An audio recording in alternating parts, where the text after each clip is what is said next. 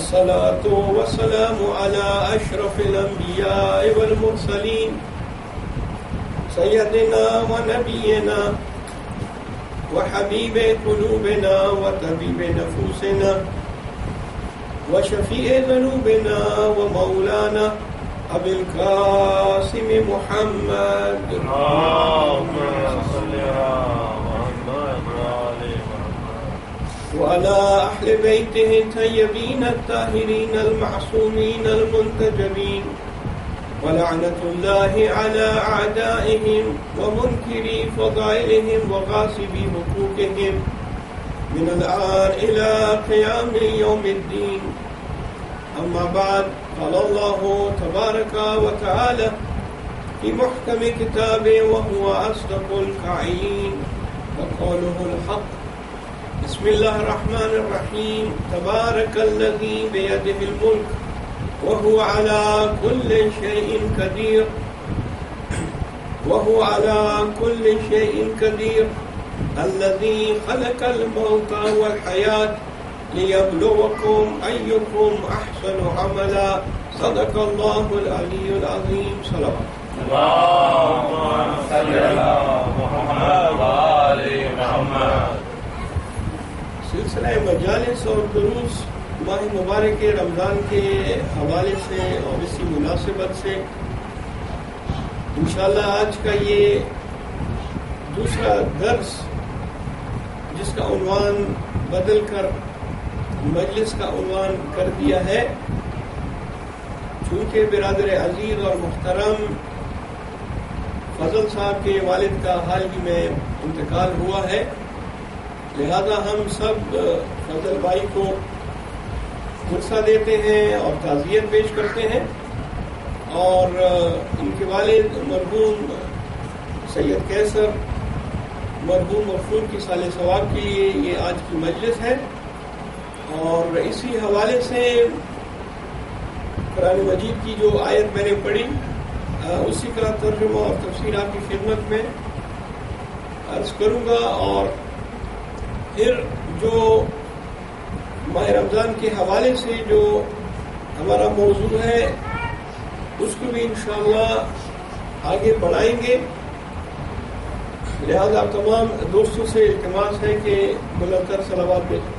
اللهم صل على محمد وآل محمد. ارشاد رب العزت ہوتا ہے سورۃ الملک میں پہلی آیت، تبارک الذی بیدہ الملک.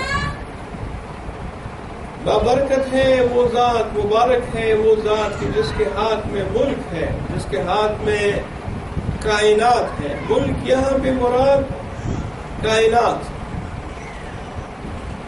وَهُوَ عَلَى كُلِّ شَيْءٍ قَدِيرٌ.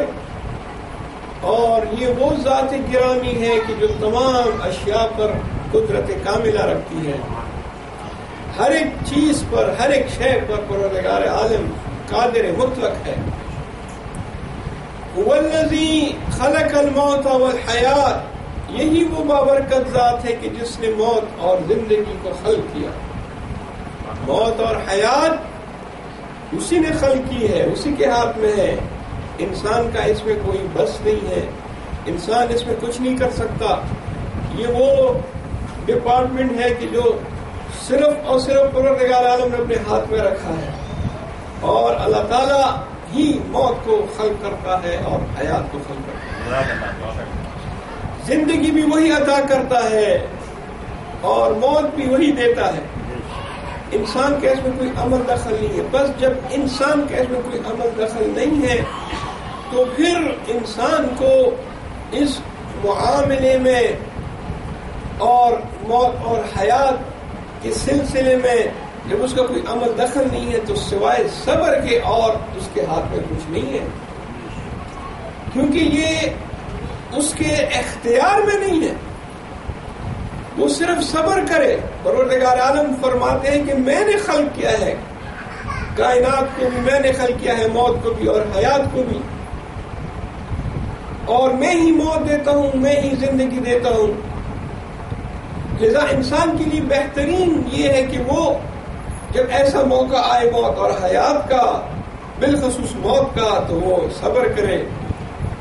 اور یہی کہے بہترین کلمہ جس کو کلمہ استرجاع کہتے ہیں، انا للہ وَإِنَّا إِلَيْهِ رَاجِعُونَ، بتحقیق بے شک ہم اللہ کی طرف سے آئے ہیں اور ہماری بازگشت بھی اسی کی طرف ہے۔ محمد والے محمد صلوات اللہم صلی علی محمد والے محمد۔ اس مختصر سے کلمے میں کتنی گہرائی ہے، اور ایک مسلمان کا عقیدہ جو اس کلمہ استرجاع میں بیان ہوا ہے خوبصورت طریقے سے، کہ ہماری آمد اس دنیا میں وہ بھی اللہ تعالیٰ کی مرضی سے اس نے بھیجا، اور ہماری واپسی بھی ہماری مرضی کے مطابق نہیں ہوگی، وہ اسی کی طرف ہوگی۔ اگر ہماری مرضی ہوتی تو ہم اپنی مرضی سے کہیں بھی چلے جاتے، لیکن نہیں، ہماری بازگشت ہماری مرضی سے نہیں ہے، بلکہ وہ پروردگار عالم کی طرف ہی ہوگی۔ لذا ارشاد ہوتا ہے الذی خلق الموت والحیات، ہم نے پروردگار عالم فرماتے ہیں موت اور حیات کو خلق کیا، وجہ کیا ہے؟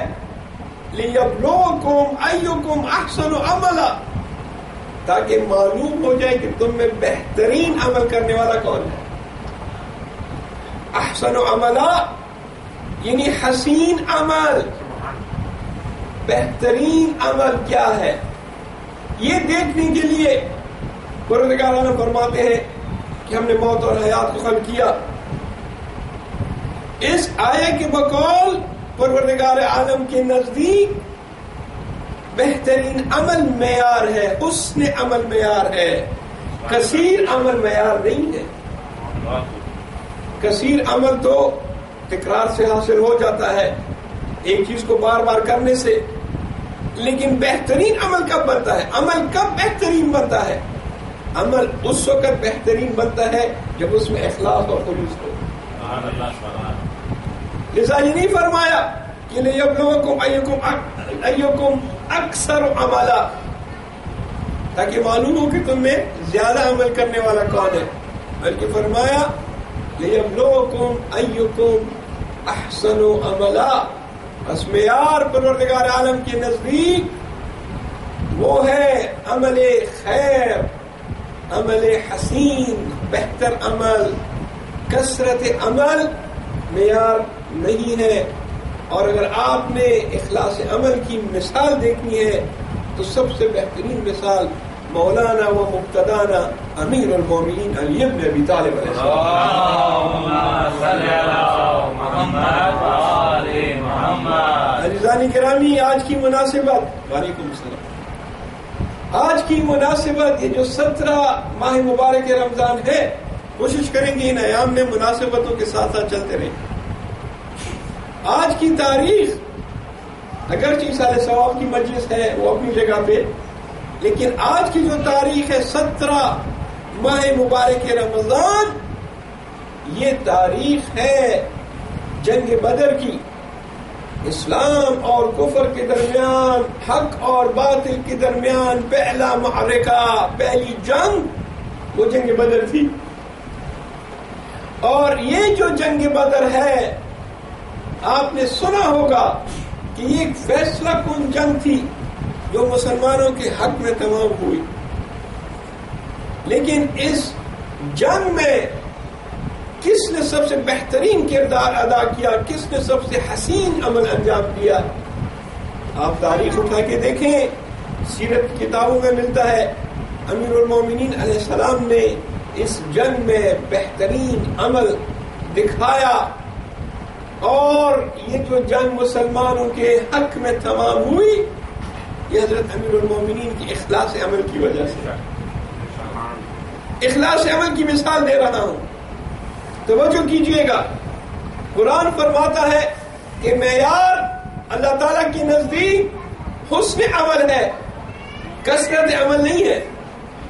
جنگ بدر 17 ماہ مبارک رمضان اور 2 ہجری، ہجرت کے 2 سال کے بعد سردی کا موسم، مسلمان مدینہ سے باہر نکلے ہوئے ہیں، پڑاؤ ڈالا ہوا ہے، اور جو مشرکین ہیں، کفار ہیں، جو مکہ سے آئے ہوئے ہیں، انہوں نے بھی مسلمانوں سے کچھ دور اپنی فوج جمع کی ہوئی ہے، دونوں فوجیں تقریباً آمنے سامنے، اور کل جنگ شروع ہونے والی ہے۔ رات کا وقت، سخت سردی، ماہ رمضان کی تاریخ، ایسے میں کسی نے کہا یا رسول اللہ ہمارے کیمپ میں، ہمارے خیام میں پانی نہیں ہے۔ تو آپ نے فرمایا کون ہے جو جا کر پانی لے آئے؟ پانی کا کنواں باہر دونوں فوجوں کے درمیان کنواں ہے، بدر کے مقام پر، وہیں سے پانی لانا ہوگا۔ ایک تو سردی، پھر رات کا اندھیرا، پھر دشمن سامنے۔ کسی نے ہاں نہیں کی، کسی نے جواب نہیں دیا حضرت کو، مگر ایک شخصیت امیر المومنین فرماتے ہیں کہ انا یا رسول اللہ،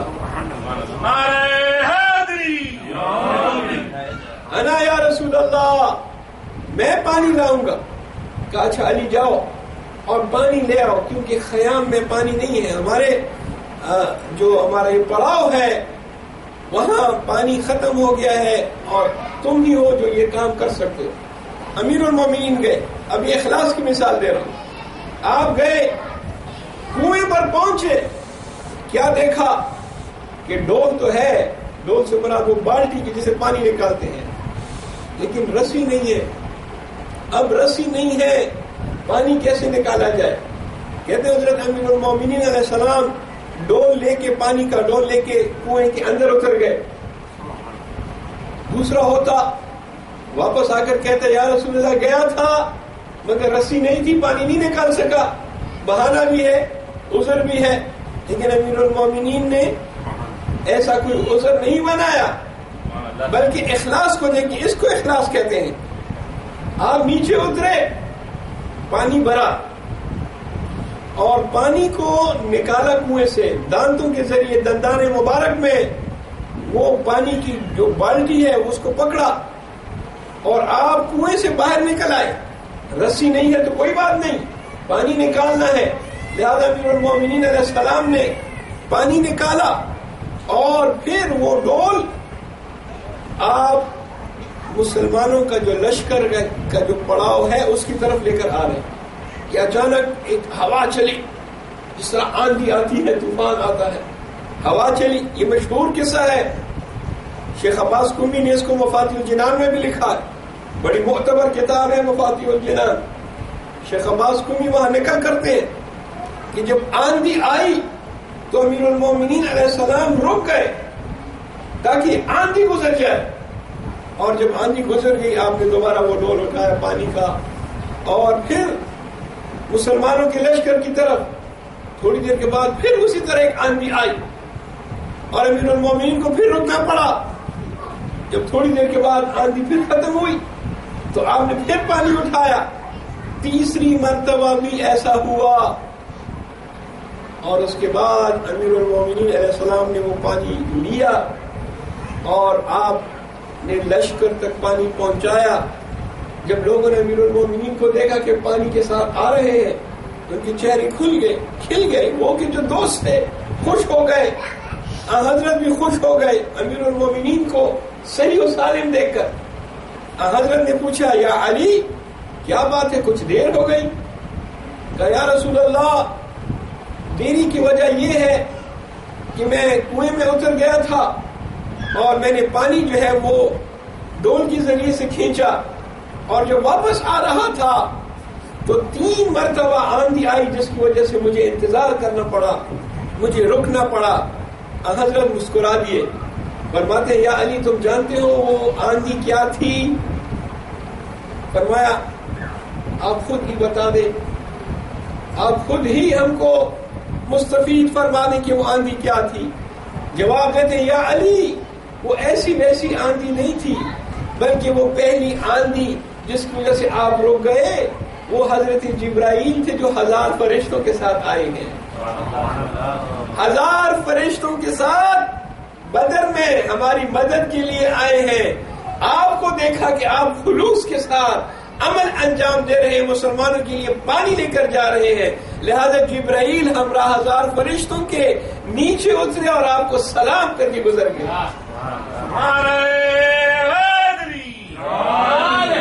اور وہ جو دوسری آندھی تھی وہ جناب میکائیل تھے 1000 فرشتوں کے ساتھ ہماری مدد کے لیے آئے ہیں، اور آپ کو دیکھا، آپ کے خلوص کو دیکھا تو آپ کو سلام کرنے کے لیے نیچے اترے، سلام کر کے گزر گئے۔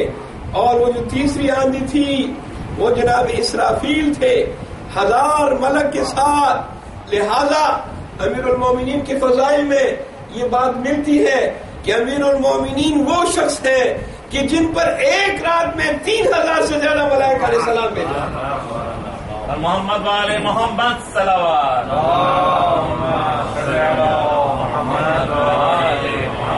ایک رات میں 3000 سے زیادہ ملک نے امیر المومنین کو سلام کیا۔ کیوں؟ کیونکہ عمل میں اخلاص تھا، خلوص تھا، اور پروردگار عالم اخلاص عمل کو دیکھتا ہے، خلوص عمل کو دیکھتا ہے۔ اب کل جنگ شروع ہوئی، اور اس زمانے کے اعتبار سے پہلے جو لڑائی ہوتی تھی تو اس میں ایک آدمی دشمن کا اور ایک آدمی جو ہے دوسرے لشکر کا آمنے سامنے جنگ کرتے تھے، جس کو انگریزی میں کہتے ہیں ڈیول فائٹنگ۔ اس کے بعد عام حملہ ہوتا ہے، 2 بدو لڑائی، یہ وہاں کا رسم تھا، اکثر لڑائیاں ویسے ہوتی تھیں۔ لہذا 3 آدمی نکلے دشمن کے لشکر سے تاکہ 2 بدو لڑائی ہو۔ ابھی جو ہے حملہ نہیں ہوا اور جنگ بھی شروع نہیں ہوئی، لیکن پہلے ایک پہلوان آ کر دوسرے کو للکارتا تھا۔ لہذا 3 آدمی نکلے وہاں سے، اور مسلمانوں کے لشکر سے بھی 3 شخصیات نکلی۔ ایک طرف امیر المومنین علیہ السلام، دوسری طرف حضرت حمزہ، شہید حمزہ، اور تیسرے جو ہے وہ بھی حضرت امیر المومنین کے ایک چچا زاد بھائی تھے، حارث کے بیٹے، اور وہ نکلے مقابلے کے لیے۔ اب یہ تینوں دوسری طرف جو ہے 3 دشمن ہیں، اور دشمن بھی کون؟ دشمن بھی ابو سفیان کا خاندان، ابو سفیان کی بیوی جو تھی، اس کا باپ، اس کا بھائی، یہ لوگ نکلے لڑائی کرنے کے لیے۔ یعنی ہندا کا باپ، ہندا کا بھائی، یہ لڑ رہے ہیں، یہ اپنے زمانے کے بڑے پہلوان سمجھے جاتے تھے۔ دوسری طرف امیر المومنین علیہ السلام اور ساتھ میں جناب حمزہ اور ان کے چچا زاد بھائی، وہ مقابلے کے لیے آگے بڑھے۔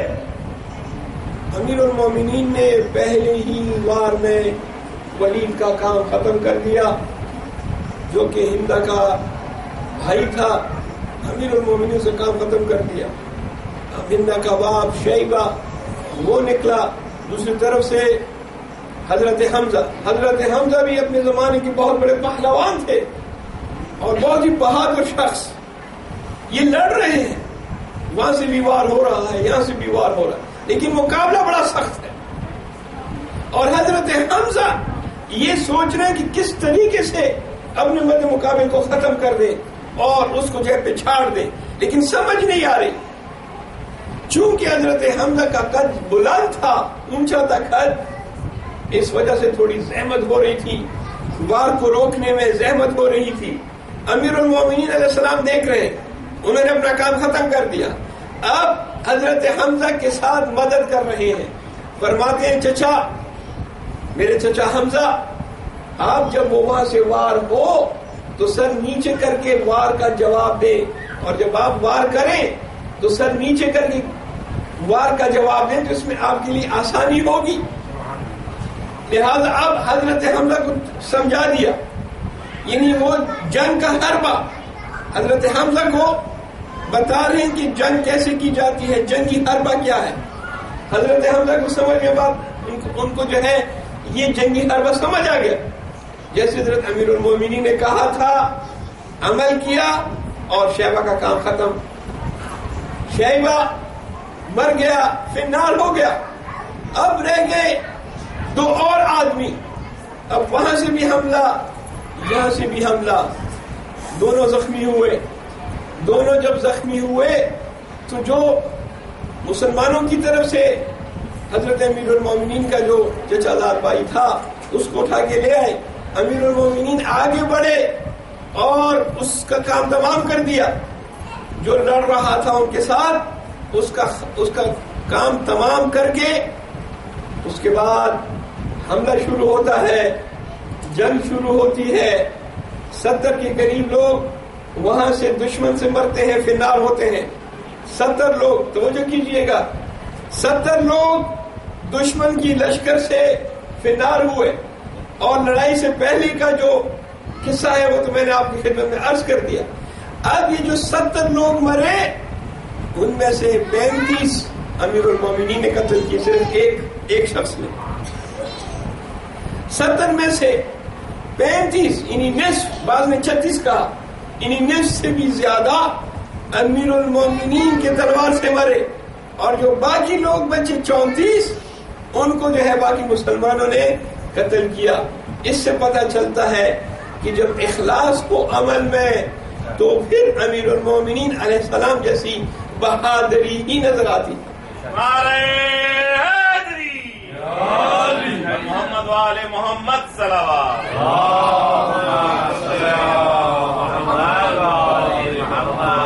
عزیزان گرامی، اپنے اعمال میں اخلاص لائیے، خلوص لائیے. اگرچہ ہمارا خلوص امیر المومنین علیہ السلام کے خلوص تک نہیں پہنچ سکتا، لیکن کوشش کی جا سکتی ہے. پروردگار عالم کو خلوص عمل چاہیے. خطبہ شعبانیہ میں حضرت فرماتے ہیں وَقِّرُوا كِبَارَكُمْ وَارْحَمُوا صِغَارَكُمْ وَاحْفِظُوا أَلْسَنَتَكُمْ وَصِلُوا أَرْحَامَكُمْ. اِسالِ ثواب کی مجلس ہے. حضرت مدینے میں خطبہ دے رہے ہیں اور خطبے میں لوگوں کو آمادہ کر رہے ہیں کہ کس طرح ماہ مبارک رمضان میں انسان کو عمل کرنا ہے اور ماہ رمضان کی کیا اہمیت ہے اور کیا فضیلت ہے. لہذا اسی خطبے میں فرماتے ہیں کہ اپنے بزرگوں کا احترام کرو. وقیرو کبارکم، جو تمہارے بزرگ ہیں، بڑے ہیں، ان کا احترام کرو. بزرگوں میں سب سے پہلا درجہ والدین کا. جب ہم بزرگوں کی بات کرتے ہیں تو والدین سب سے زیادہ قریب اور پہلے درجے میں انہی کا مقام ہے. لہذا نوجوانوں کے لیے عرض کر دوں کہ والدین کا احترام تو قرآن کی روح سے بھی واجب، عقل کی روح سے بھی واجب، بلکہ ہر وہ شخص کے جو بزرگ ہے والدین کے احترام تو واجب ہی ہے. اگر کوئی شخص جو آپ کے والدین میں سے نہیں ہے لیکن آپ سے عمر میں بڑا ہے، اس خطبے کی روح سے وَقِّرُوا كِبَارَكُمْ، بزرگوں کا احترام کرو. اب بزرگوں کا احترام کیا ہے؟ بزرگوں کا احترام اس کی مختلف مصداق ہے. فرض کرتے ہیں کچھ بزرگ ہیں جن کو مجلس میں بیٹھنے سے زحمت ہوتی ہے اور وہ ٹیک لگانا چاہتے ہیں، تو بجائے اس کہ نوجوان ٹیک لگائیں، وہ بزرگوں کا احترام کے لیے ان کو جگہ خالی کر دیں. بزرگوں کا احترام یہ ہے کہ ان کے ساتھ عزت اور احترام سے بات ہو. بزرگوں کا احترام یہ ہے کہ ان کو مقدم کیا جائے. بزرگوں کا احترام یہ ہے کہ ان کی بات کو غور سے سنا جائے، اخلاق کے ساتھ ان کو جواب دیا جائے، اور اگر وہ کسی چیز کا تقاضا کرتے ہیں تو کوشش کرنی چاہیے کہ اس کو پورا کیا جائے. وقیرو کبارکم. ہمارے اس معاشرے میں، یہاں مغرب کے معاشرے میں اس چیز کی کمی دیکھی گئی ہے. البتہ اشارہ جو ہے وہ اپنی کمیونٹی کی طرف نہیں ہے. ماشاءاللہ ہماری کمیونٹی اور باقی جو کمیونٹی ہے اس میں تو ان کو پتہ ہے، نوجوانوں کو، بچوں کو، کہ بزرگوں کا احترام کیا ہوتا ہے. ایک جنرل سی بات کر رہا ہوں کہ جو بزرگوں کا احترام ہونا چاہیے یا جس کے متعلق تاکید کی گئی ہے اتنا نہیں ہے. اور وہ اس وقت ہوگا جب بچوں کو سمجھایا جائے گا، جب بچوں کو بتایا جائے گا کہ احترام کس طرح کرنا چاہیے. اگر ہم نہیں بتائیں گے تو پھر یہ لوگ نہیں سیکھیں گے. اس میں ہماری بھی ذمہ داری ہے.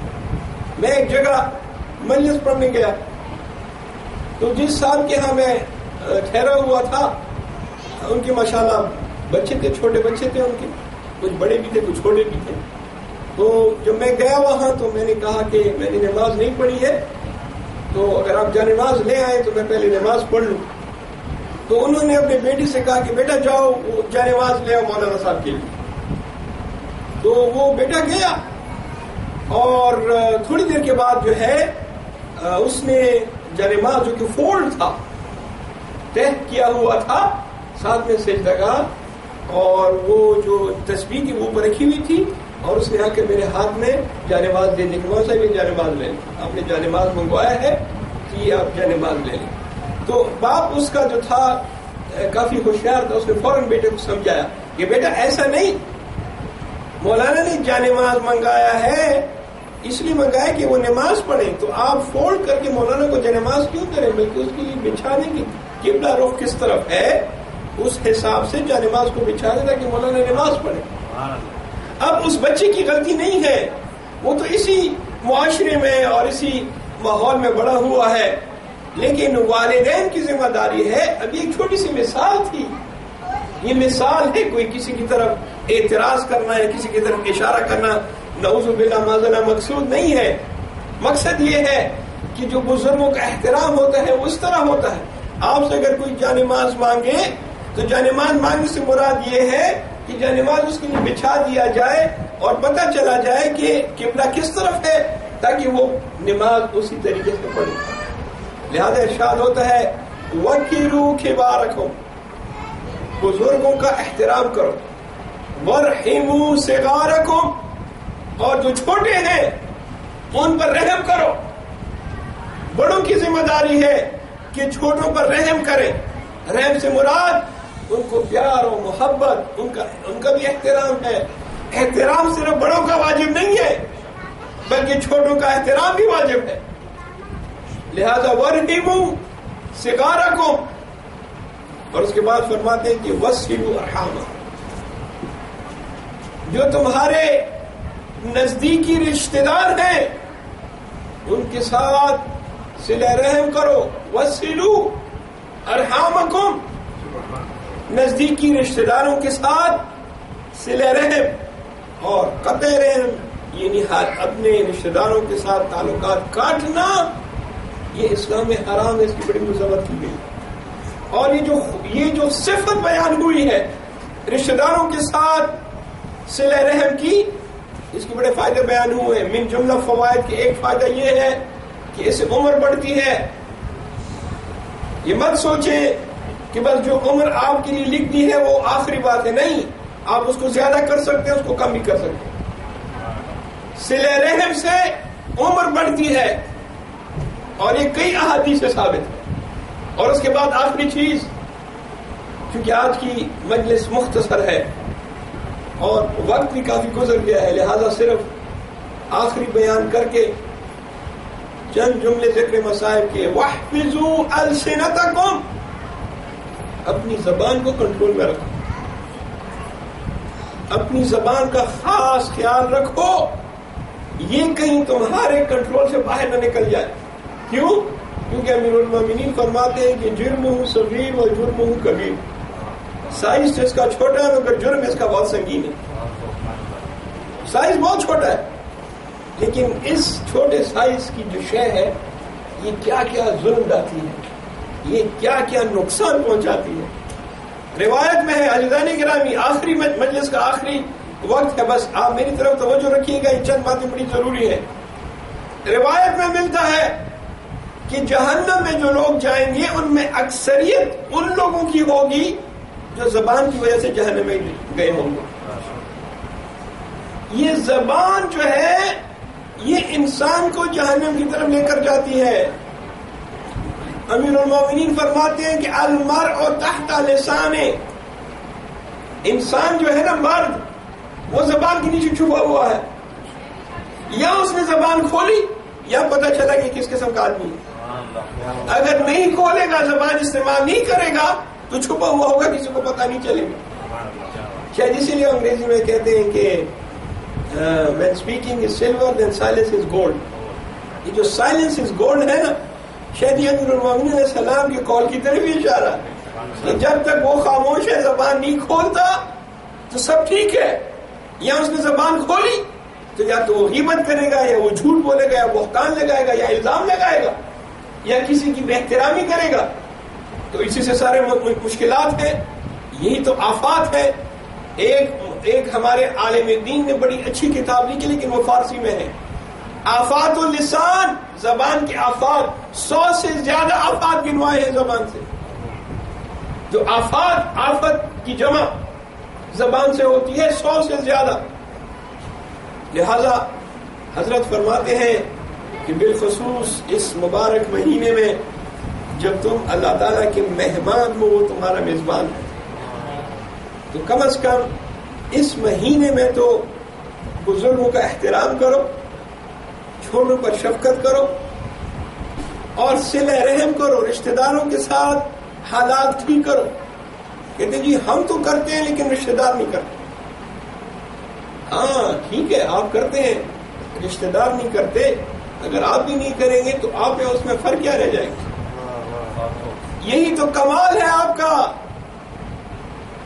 آپ کے اور میرے چھٹے سرکار امام جعفر صادق علیہ السلام وصیت لکھ رہے ہیں, اور وصیت میں غلام سے کہتے ہیں کہ وہ جو فلاں آدمی ہے, یعنی امام علیہ السلام کا رشتہ دار تھا دور کا, فلاں آدمی کو یہ مبلغ ایک اماؤنٹ بتائی, اتنے درہم اس کو دے دو. امام علیہ السلام کیوں ایسے تشریف لے جا رہے ہیں اور وصیت کر رہے ہیں. غلام نے کہا کہ ابن رسول اللہ, فرزند رسول, آپ اس آدمی کے لیے وصیت کریں جس نے چند دن پہلے آپ پر جو ہے تلوار کھینچی تھی, تلوار نکالی تھی آپ پر حملہ کرنے کے لیے, آپ کو نقصان پہنچانے کے لیے. فرمایا ہاں, یہ وہی شخص ہے جس نے چند دن پہلے مجھ پر تلوار نکالی تھی, مگر تلوار نکالنا اس کا فعل ہے اور یہ وصیت کرنا یہ میرا فعل ہے. اگر میں بھی ویسے ہی کروں تو مجھ میں اور اس میں فرق کیا رہ جائے گا. لہذا حضرت فرما رہے ہیں بزرگوں کا احترام, چھوٹوں پر شفقت, رشتہ داروں کے ساتھ صلہ رحم, اور زبان کی حفاظت, زبان کو کنٹرول کرنا. اسی طرح ہم دیکھتے ہیں کہ حضرت نے اور بڑے خوبصورت انداز میں اس مہینے کے آداب بیان کیے, جو انشاءاللہ آئندہ دنوں میں بتائیں گے کہ روزے کی کیا آداب ہوتے ہیں, روزے کی کیا اثرات ہوتے ہیں, اور ہماری اس مہینے میں کیا ذمہ داری ہے. بس مختصر اتنا سمجھ لیں کہ یہ مہینہ باقی تمام مہینوں سے بالکل مختلف ہے, ہر لحاظ سے مختلف. آپ ایسا سمجھیں کہ آپ کسی اور وقت میں ہیں, کسی اور مہینے میں. بس عزیزان گرامی, آج کی گفتگو یہیں پر ختم کرتا ہوں. فضل بھائی کے والد کراچی میں ان کا انتقال ہوا, اور فضل بھائی جنازے پہ نہیں پہنچ سکے. یہ افسوس ہمیشہ اولاد کو ہوتا ہے اور ہوتا رہے گا, اور ہونا بھی چاہیے. لیکن کچھ مجبوریاں ہوتی ہیں انسانوں کی, جس کی وجہ سے وہ اپنے عزیز اور بالخصوص والد, جس کا بڑا حق ہے, کچھ مجبوریوں کی وجہ سے انسان اپنے والد کے جنازے پہ بھی نہیں پہنچ سکتا. اور یہی چیز ہم کو کربلا میں ملتی ہے. کربلا میں مجبوری تو نہیں تھی امام زین العابدین علیہ السلام کی, لیکن مشیت الہی تھی. کربلا میں ہم یہ تو نہیں کہہ سکتے کہ امام زین العابدین علیہ السلام مجبور تھے. ہاں یہ کہہ سکتے ہیں کہ پروردگار عالم کی مرضی یہی تھی کہ جوان بیٹا میدان میں کھڑا ہے اور بابا کی لاش بے گور و کفن, کربلا کے ریت پر نہ کوئی کفن کرنے والا ہے نہ کوئی دفن کرنے والا ہے. جوان بیٹے کے دل پر کیا گزری ہوگی جب بابا کی لاش کو بغیر کفن و دفن کے. مگر پروردگار عالم نے بھی کیا معجزہ دکھایا, تحیر عرض کے ذریعے سے امام زین العابدین علیہ السلام زندان کوفہ سے آئے اور جب کربلا کے میدان میں پہنچے تاکہ اپنے بابا کو غسل دیں، تاکہ اپنے بابا کو کفن دیں، تاکہ اپنے بابا کو دفن کریں، کیونکہ معصوم کی تشریح جنازہ معصوم ہی کرتا ہے۔ لہذا امام زین العابدین علیہ السلام جب آتے ہیں میدان کربلا میں بطور اعجاز کیا دیکھتے ہیں؟ بنی اسد کھڑے ہیں، بنی اسد جو ہے وہ تدفین کرنا چاہتے ہیں مگر جنازے کی شناخت نہیں ہو رہی۔ وعدہ کیا تھا امام حسین کے ساتھ، عباد اللہ آپ کی شہداء کی جنازوں کو ہم دفن کریں گے مگر کیسے پہچانے؟ اجسام مبارک موجود ہیں مگر سرحائے مقدس نہیں ہے۔ امام زین العابدین علیہ السلام نے فرمایا میں تمہاری مشکل جانتا ہوں، میں تمہاری مدد کروں گا، مجھے پتا ہے کہ یہ جسم مبارک کس کا ہے، لہذا تمام شہداء کو دفن کیا۔ امام حسین علیہ السلام کو بھی دفن کرنے کے بعد جب قبر بنائی تو اپنی انگلی سے لکھا قبر پر ھذا قبر حسین ابن علی الذی قتلوہ اچیانا، یہ میرے بابا حسین کی قبر ہے جس کو پیاسا شہید کیا گیا۔ جب یہ تدفین ہو گئی تو فرماتے ہیں ایک اور جنازہ بھی رکھا ہوا ہے، میرے چچا ابو الفضل عباس کا جنازہ الکما کے کنارے، آپ نے چچا عباس کا جنازہ دفن کرے۔ بنی اسد کے ساتھ گئے، حضرت عباس کے مبارک بدن کو دفن کیا اور جب قبر مبارک میں حضرت عباس کی مبارک بدن کو رکھا تو اپنے سر کو بھی حضرت عباس کے سینے پر رکھ کر فرماتے ہیں چچا عباس، چچا عباس آپ کے جانے کے بعد ہم پر کیا کیا گزری، اپنے چچا عباس کے ساتھ باتیں کی۔ انا للہ وانا الیہ راجعون وسيعلم الذين ظلموا آل محمد أي منقلب ينقلبون لا حول ولا قوة إلا بالله العلي العظيم۔ بار اللہ اس مختصر کلیم مجلس کو اپنی نگاہ میں قبول و منظور فرما۔ بار اللہ یہ مبارک مہینہ جو دعاؤں کا مہینہ ہے، ہماری دعاؤں کو مستجاب فرما، جو پریشان حال ہے ان کی پریشانیوں کو دور فرما۔ الہی پروردگار ہماری توبہ قبول فرما۔